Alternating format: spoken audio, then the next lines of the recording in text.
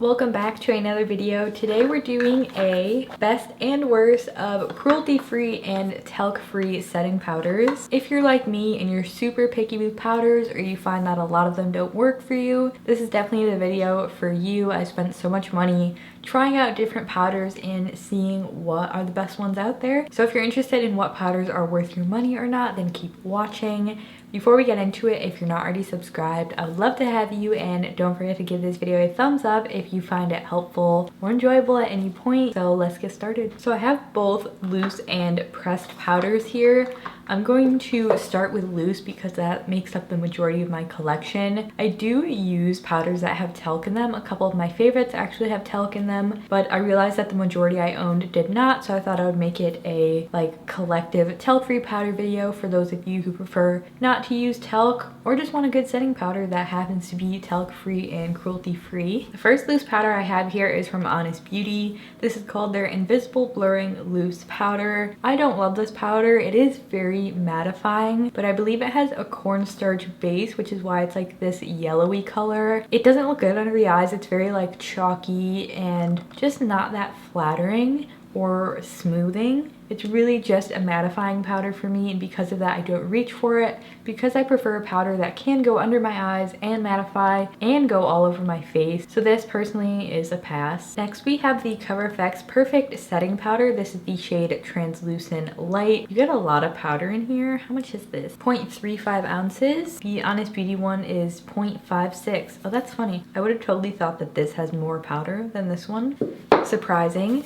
But I do really enjoy the packaging of this CoverFX one. So it has this like plastic top, and then you open it to release the powder, which makes it really nice for travel and it's not going to leak everywhere. I think this is a really beautiful talc-free powder. So the Perfect Setting Powder, it does have a little bit of a sheen to it, which is beautiful all over the face. It's not like very shimmery at all. I am curious to try their matte one because I like this, but I don't love it for under the eyes. I can use it, but I prefer a powder that doesn't have any like shimmer or like just shimmer particle in it because that tends to enhance fine lines. But if you don't have a huge problem with that, I think you would like this because it's really pretty and subtle, and I've used quite a lot of this. Honestly, it's a really solid powder. Again, not my favorite for under the eyes, but in terms of using it everywhere else, I think it's really nice, finely milled, and just keeps you looking nice and matte all day. Next, I want to mention two powders which have very similar formulas and I don't like either of them.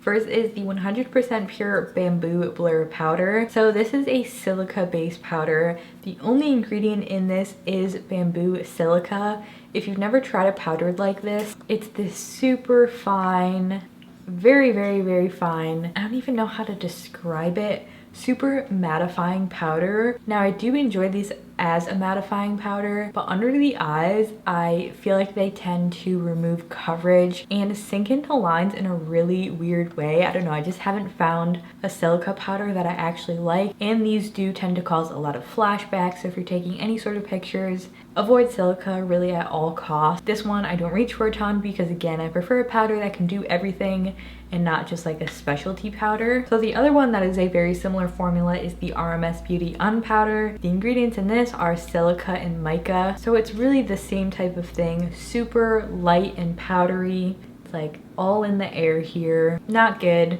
especially over cream products. I feel like these powders look exceptionally bad and they're just not worth it. I guess we'll start getting into some powders that I actually enjoy. First is one from Well People. This is the Bio Brightener Invisible Powder in Universal Glow. This is pretty expensive for the amount of product you get. You only get 0.21 ounces in here. So this has just the little classic powder top to it. This one does have a bit of like a glow to it, but it's so pretty and light on the skin. This also looks beautiful under the eyes. This was one of my first like clean setting powders that I tried that I really enjoyed. I've been using it for a long time now, and you can find Well People at Target. Again, a bit pricey for the amount that you get, but if you wanted to try it, I do recommend it because I think it's gorgeous under the eyes and all over the face. It's also supremely light feeling on the skin, which is probably my favorite thing about it. Next, I have the Ilia Soft Focused Finishing Powder. This is one of my all-time favorite powders. If you watch my channel, you've probably heard me talking about this a lot. It's really thin and works so nicely under the the eyes. It's really a super smoothing, like gives you that poreless look type of powder, and it also works really well all over the face. I don't feel like it's super mattifying. It's kind of just that like middle of the line. It sets your face down and does increase the longevity of your makeup, but it's not drying, and it doesn't have any glow to it either, which I think is what makes it so beautiful under the eyes. Most of the time I actually just use this under my eyes because it is pricey and I kind of want to like conserve the powder, and I'll use something else for all over my face. This one I always recommend. I think it's really gorgeous and it just works really well. Since we're talking about Ilia, I want to talk about their Magic Sands Radiant Translucent Powder SPF 20. So this is an SPF powder and I believe it only comes in 2 shades, which is definitely not inclusive. That's what the shade looks like. So it's this very light yellow. I got this because I thought it would be so perfect to touch up my SPF throughout the day without ruining my makeup, but unfortunately I totally regret this purchase. It looks really cakey, it looks drying, the shade just like really washes me out. I don't know, I just really haven't found a way to use this that I like, and of course under the eyes it looks cakey as well, so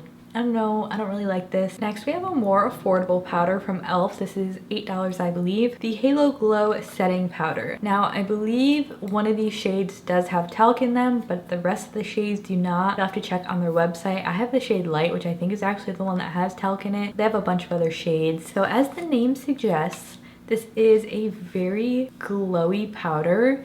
It's really thin and soft, and this is beautiful. I love how this looks on my face. Unfortunately, I do not like it under the eyes.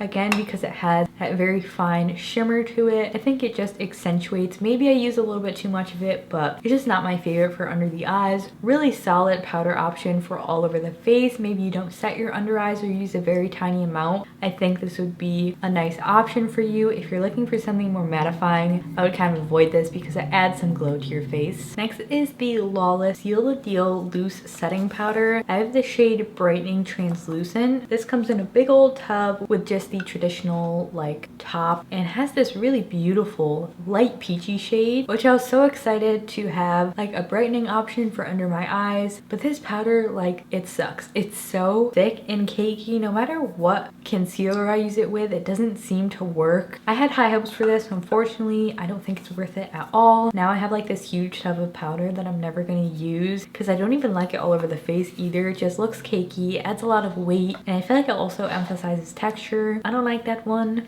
Do not recommend it. Honestly, I don't love a ton from Lawless. Brand seems to be mostly a miss for me, and this was no exception because it wasn't a vibe. Maybe the translucent one is different. Maybe just the tinted ones are thicker. I don't know. If you guys have tried this, let me know your thoughts on it, but I have not gotten this to work for me. All right, I have 4 more loose powders and then we can move on to the press. Here we have the Juice Beauty, the Phytopigments Flawless Finishing Powder in the shade Translucent. This powder I actually really love. As you can tell, this is completely empty.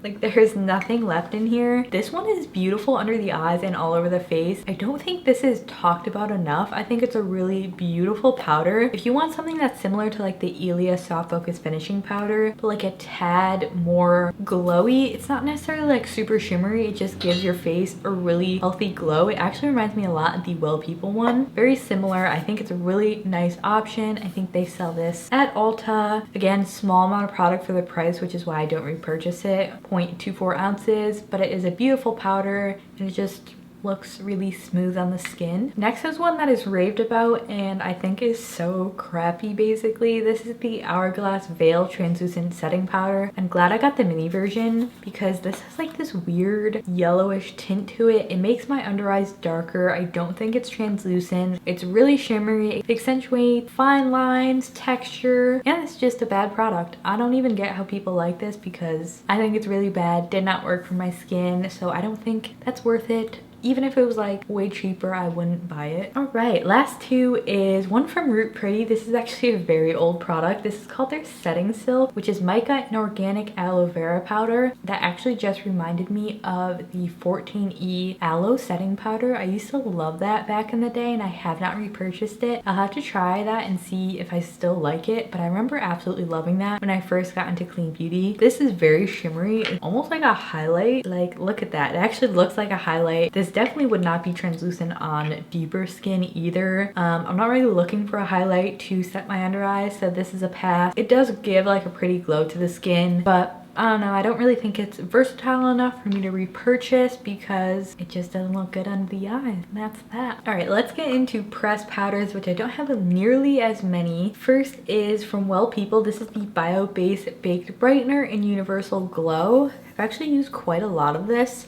This also literally looks like a highlight. This is really pretty. Again, not for under the eyes, but to set my face. I think it's nice. This doesn't really seem like it would be translucent on deeper skin. Just a disclaimer for all of these powders. Obviously, I'm very fair, so I don't really have any problems with powders being non-translucent on me. I can really only tell if they're darker. So unfortunately, I'm not really able to tell if they are like truly translucent, especially for deeper skin. But this one I could definitely tell would probably show up pretty light if you have medium to deeper skin. So because of that, I think there's better options. I did forget one loose powder really quickly, the Bare Minerals Mineral Veil. This is okay. I actually like this under the eyes. It has like a nice peachy tint to it, but it can look a little bit like dry almost. I think this is a pretty classic powder. If I like only had this powder for under my eyes and my face, I wouldn't be like completely mad at it because it's decent, but it's not something I recommend because the shade doesn't seem like it's gonna work on everybody, and I just think there's better options for the price. My next pressed one is Kosas's new launch. This is the Breezy Cloud Set Powder,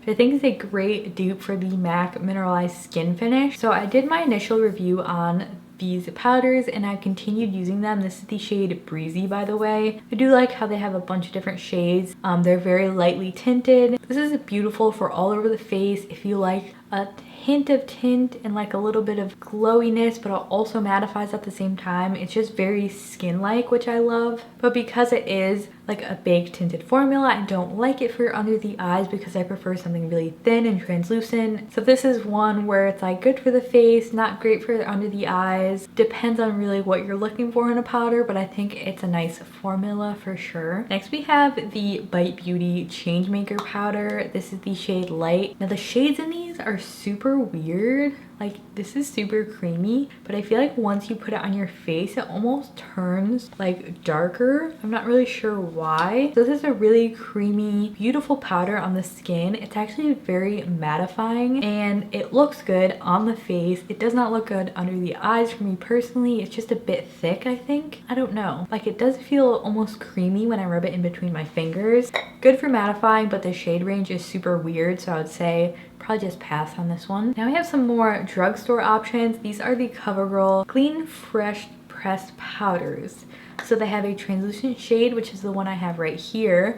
And they also have a tinted version, which is the shade I have here, which is fair. They have really nice mirror in them. Now these powders are nice. I don't find that they have any glow to them, which makes them great for all over the face. Pretty decent for under the eyes as well. Really thin and just glides on beautifully, keeps you matte. I do like these. I don't love them, honestly. I feel like there's definitely better powders, but if I was at the drugstore and I needed to pick up a powder, I would probably grab one of these because they're affordable and I think they work really nicely. All right, 3 more and then we're done. Thank you for hanging in there. Another one you can find at Target is the Pacifica Mineral Neutralizing Mattifier in the shade 1. They have minimal shades in this, which sucks, and this is just weird. It makes my makeup look really cakey. I don't really think it's that mattifying. It doesn't have any shimmer, which is nice, but I just wish there was like more shades and the formula was less cakey because I feel like it does keep me matte, but it makes my makeup cakey, so it's like I'm really not gonna have cakey makeup just to be matte, so not a vibe. And then we have the fanciest powder I own, which is from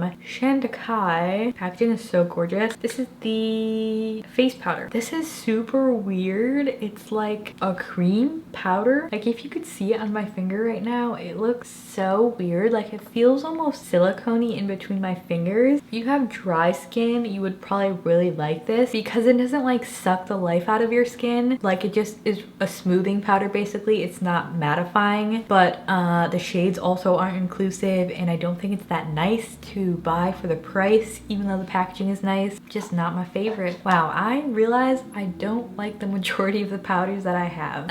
Last one is one I actually do like. This is from LYS, which is a new brand. It's the Triple Fix Translucent Setting Powder. This is great. I think it looks really pretty under the eyes. Probably one of the only pressed powders I think actually works for my under eyes. I have the shade Translucent. They have a great shade range. It's a really smooth, thin, matte powder.